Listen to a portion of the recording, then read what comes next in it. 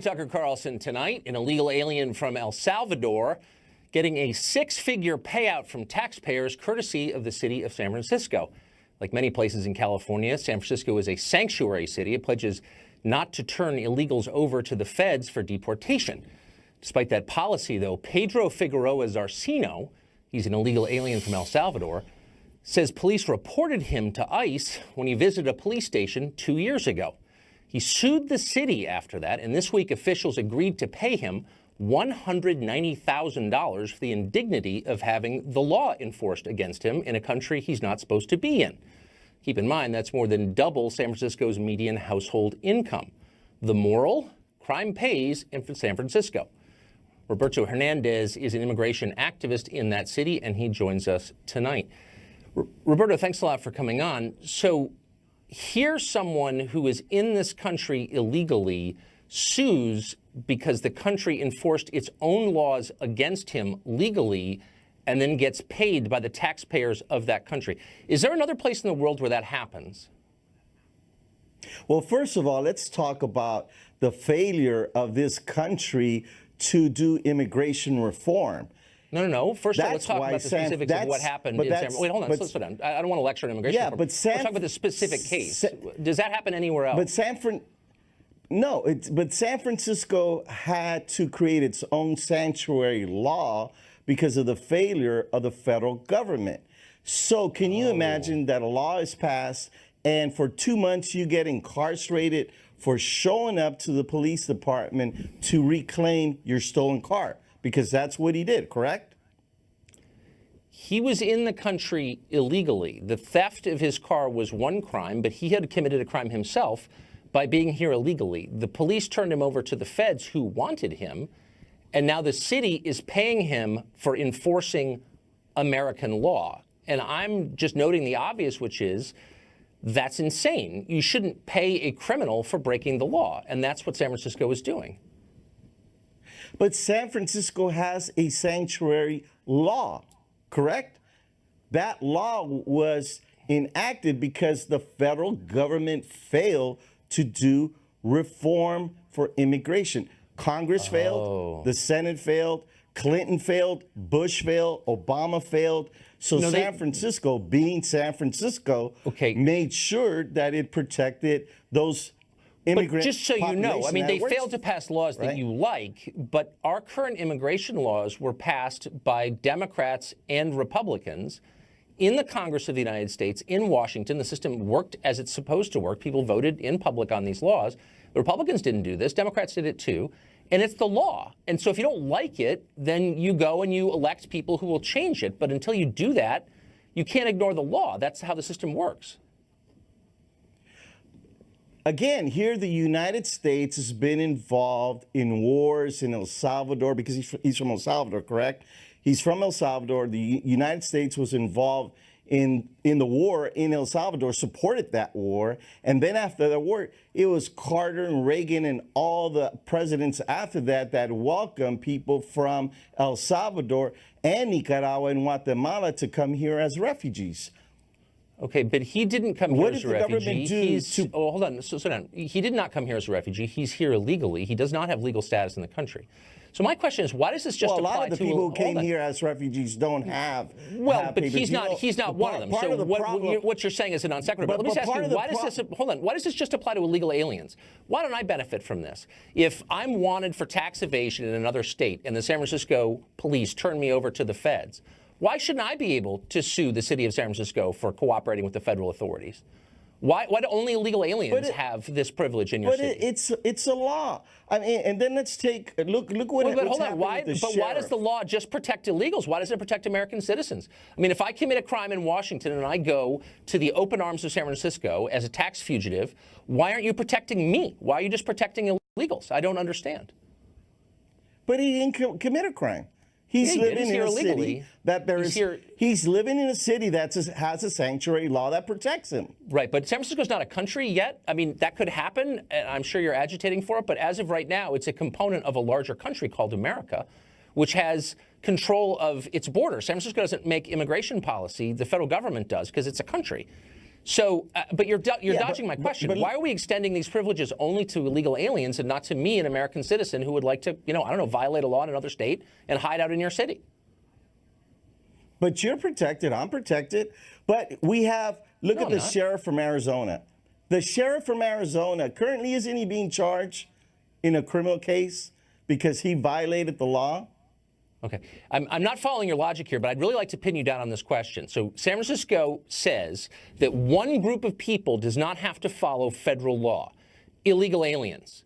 But it doesn't extend that protection. San Francisco has no other laws that I'm aware of that say to actual Americans, you don't have to obey this or that federal law. Only illegal aliens. And that strikes me as discriminatory. As someone who was born here and paid taxes of my whole working life, why do I not benefit? As long as you guys are ignoring the law, why are you only doing so on behalf of illegal aliens and not on behalf of American citizens? Why not become a real sanctuary city? Well, but you're from San Francisco, just like I am. Born and raised in San Francisco. That's right. And San Francisco, we're different. We are progressive. We think different. We're leaders when it comes to being humanitarians. But why aren't you helping me? If you're a humanitarian leader, why aren't you helping me avoid American tax law? And look across the country, because we started to marry gay people. The rest of the country followed. We created sanctuary law. Then the rest of the country followed. It's neat. It's when your federal government is failing I don't think you're tracking with my questions here. I'm going to ask you one last question. Why do you think that other countries don't do this? So if I go to Mexico, for example, illegally, I get put in jail for a longer term than an illegal would here. Why can't I sue the Mexican government for being mean to me and expect Mexican taxpayers to pay me for the indignity of having Mexican law enforced against me? You want to go to Mexico? How many people live in Mexico that are not legal citizens, that are white, that come from the United States? Check out those I don't know. Probably not very many, because I think they throw you in jail if you do that. Because they actually believe in their own country and they enforce their own laws. When they go to Mexico. Right. Okay. Roberto, good luck out there.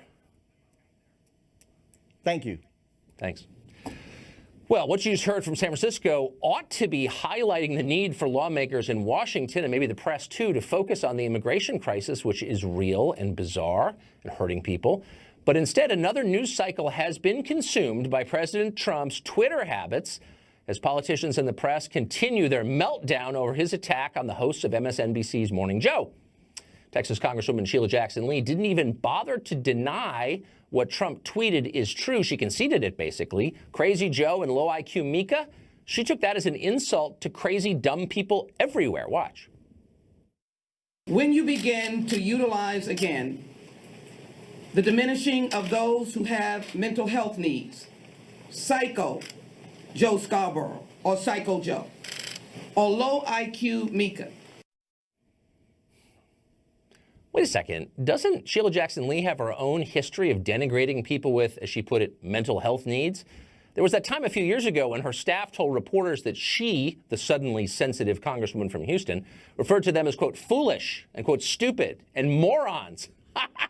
Not to mention a number of other things that we cannot repeat on television.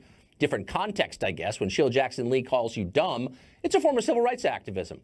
Not like with Trump, where it's an attack on the disabled. MSNBC, meanwhile, booked a shrink to sort it out. She's never met the president, but that doesn't mean she can't diagnose him as mentally ill. She's pretty sure those tweets are a sign Trump could be a highly dangerous man, with an emphasis, of course, on man. Also, for me, in terms of looking at his mental health, which I can't totally commentate on, I've obviously never treated him in my office, although he's free to call me if he needs to, because I think he does. But I would say that under times of stress, people decompensate. And when men decompensate in particular, they have impulse control issues. So that's what's concerning to me. And they lash out, usually with violence or with this type of harassment. Can't commentate, but did. Congressman Keith Ellison, meanwhile, says the president shouldn't even be allowed to speak on social media. I personally think that Twitter and the company should treat him just like any other social media harasser and snatch his account. Because when you're rude to people on Twitter, that crosses a line and we need to silence you. But hold on. What about the roughly 80% of Twitter users who are routinely rude to other people on Twitter? Well, that's different. They're not Donald Trump. It's an entirely different thing. Meanwhile, over at CNN, the conversation lingered on Trump's sexism. To be clear, not sexiness, but sexism. Because when you criticize someone's appearance, it is sexist, unless it's Trump's hair or his weight or his skin color, in which case it's funny. But when you do it to a woman, that is sexist, unless it's a woman you disagree with politically, like Melania Trump or Kellyanne Conway, in which case it's just the truth and, frankly, pretty hilarious, or whatever. We'll let CNN explain the standard. What kind of impact do you think these types of sexist attacks on female anchors, for example, not the first time he's done this, will have on your own party, your Republican Party's reputation? There it is. Trump was rude to Mika, so it's a sexist political party now. The whole GOP, irredeemably sexist, including the majority of married women who just voted for it. Sexists, every one. Well, former ad man Donnie Deutsch has thought a lot about this whole thing, the tweets, the sexism, and frankly, he's just mad, furious, actually, on behalf of women everywhere. Here's Donnie's view of it. He's a pig. He's a vulgar pig. He's physically disgusting to look at. I mean, that's what I find ironic about the way he starts to always go after other people's physical attributes. He's not mentally okay. And this is a man with nuclear codes. We have to start paying attention to it. And he's disgusting to look at. I know everybody's going to say, Donnie, but no. On so many levels. No, let me tell you why it's not irrelevant. Because enough is enough. Enough is enough with this disgusting, vulgar man. Did you hear that, America? A pig. No wonder the Muslim world dislikes Donald Trump so much. He's not even human. He's an animal with cloven hooves. Totally haram. Who hates women. And will tell you who's not going to stand for that, not for 1 minute. Donnie Deutsch, that's who. He's going to settle this thing once and for all, the way they do it back in the old country on the mean streets of Queens and the outer boroughs, with their fists like men. Between stickball games in front of the candy store. Sharks versus Jets. Just you and me, tough guy. Mano a mano. Donald, if you're watching, we're from Queens. I'll meet you in the schoolyard, brother. You need to be schooled. Okay. No, I'm serious. This is where this needs. Can you put the sunglasses back? No. He's a coward. He's a coward. We want to take ill coward. We want to take it out of the school. I don't want to. All right, settle down, Fredo. It's just Twitter. John Daniel Davidson is a senior correspondent at The Federalist, and he joins us now. So, John, it seems to me this is the single greatest thing that has happened to cable news. Nothing allows anchors to feel as virtuous, quite as virtuous, as when Donald Trump tweets. No, it's terrible. Look, when the media reacts this way to Donald Trump's tweets, it just confirms his criticism of the media to all his supporters, because it's embarrassing to the media, which should be focused on a lot of the important issues that you were talking about earlier about sanctuary cities. There's a health care bill that's being debated right now. But, you know, I mean, that's not to say that Trump should be tweeting. I want to be clear. Trump probably shouldn't tweet. But when he does, he sort of provokes this overreaction on the part of not just the media, but Democrats. And I think that they think they're really getting him. You know, they think that they're really got the best of Trump when they act like this. And I wish somebody would pull them aside and tell them that it's not having the effect that they think it's having. I feel like on some level, they love it.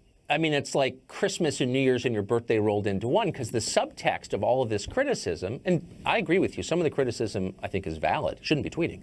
But the subtext of their criticism is, I'm a great person.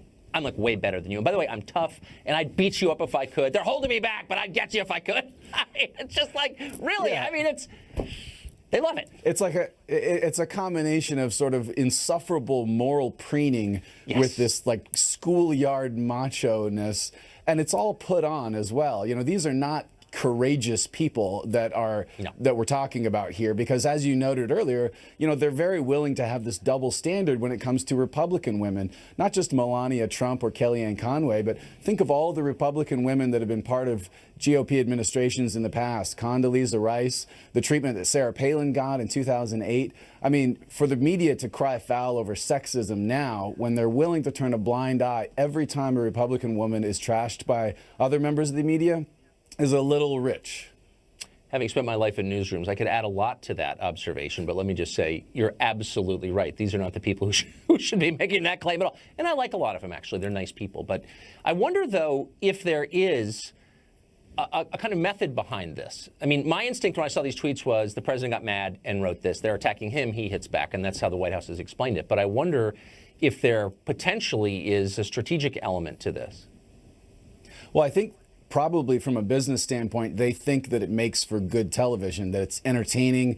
Right. That's a lot of what these shows are about. And I think that they think it will cast them in sort of the heroic role against the villain in the White House. And so it's a chance for them to gin up this kind of controversy and this kind of battle and not have to talk about really complicated, really thorny issues that are affecting our national life right now, like health care or immigration.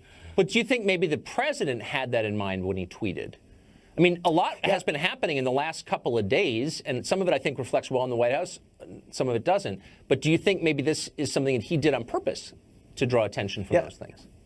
I'm hesitant to assign, motive to what Donald Trump does and says, because he's shown in the past that, it seems like he doesn't really mean a lot of what he says. The tweet about the Comey tapes was really weird when he came out later and said, no, I didn't record Comey at all. I just was saying that to, try to make sure that he, was honest. But it was a weird thing to do. And so I think maybe sometimes Trump thinks that this is a way of him to get back at the media, which is unfortunate because he's the president. He doesn't need to get back at the media. He just needs to get on with the job of being president and let the media do its thing and ignore them. And he hasn't been able to do that so far. Yeah, and he's drawn them out, and they've exposed who they really are. And I, for one, didn't want to see it. I like a lot of these people. I don't want to know what they really think, but now I know. And so it's hard to go to lunch with them now. John, thanks a lot. Yeah, absolutely.